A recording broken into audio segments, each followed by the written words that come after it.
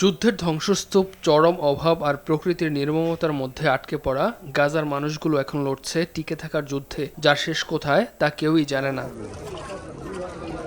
টানা ভারী বৃষ্টিতে গাজা উপত্যকার জেইতুন ক্যাম্পে ডুবে গেছে বাস্তুচ্যুত ফিলিস্তিনিদের জীর্ণ শীর্ণ তাঁবুগুলো। প্রতিবারের মতো এবারও নিত্য প্রয়োজনীয় খাদ্য, পানি আর উষ্ণতার মারাত্মক সংকটের মধ্যেই শীতকালীন দুর্ভোগ আরও ভয়াবহ রূপ নিয়েছে।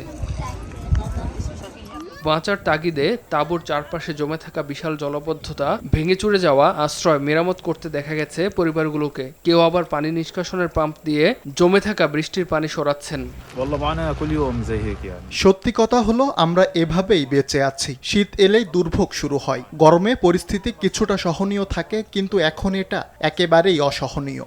নিজের সব খাবার পানি ভিজে নষ্ট হওয়ার কথা জানান এই বাস্তুচ্যুত ফিলিস্তিনি। তাঁবুর ভেতর ভেঙে পড়া টয়লেট, ছেঁড়া ত্রিপল কিছুই থাকার উপযোগী নয়। অসুস্থ শরীরে তিনি আর তার ছোট বাচ্চারা কাটাচ্ছেন নির্ঘুম রাত।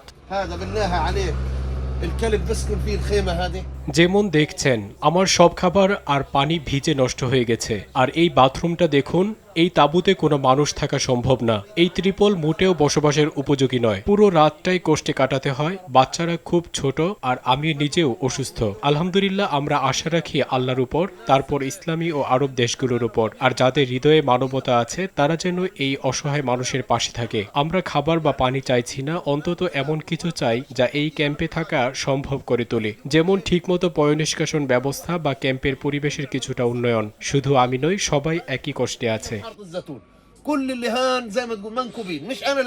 ঝড়ে দেইর আল বালার বাসা ও বারাকা এলাকায় দুটি পুরো ক্যাম্প ভেসে গেছে। নুসেইরাত শরণার্থী শিবিরে বেশ কয়েকটি শিবির এবং খান ইউনিসের পশ্চিমে মাওয়াসি এলাকার বেশ কয়েকটি তাঁবু পানির স্রোতে ধসে পড়েছে। প্যালেস্টিনিয়ান এনজিও নেটওয়ার্কের এক নির্বাহী পরিচালক জানান, ৬১ মিলিয়ন টনেরও বেশি ধ্বংসস্তূপের মাঝেই এই ঝড় নতুন করে গাজার ভঙ্গুর মানবিক পরিস্থিতিকে উন্মোচন করে দিয়েছে। গাজার সরকারি মিডিয়া অফিস জানিয়েছে, ঝড়ে ক্ষতির বিষয়ে তারা আগেই আন্তর্জাতিক সংস্থাগুলোকে সতর্ক করেছিল, আর তাই জরুরিভাবে প্রয়োজন ছিল পর্যাপ্ত ও শক্তিশালী তাঁবু। সতর্কবার্তায় বলা হয়, আগামী ৭২ ঘন্টায় পরিস্থিতি আরও ভয়াবহ হয়ে উঠতে পারে। ইমতিয়াজ আহমেদ, RTV।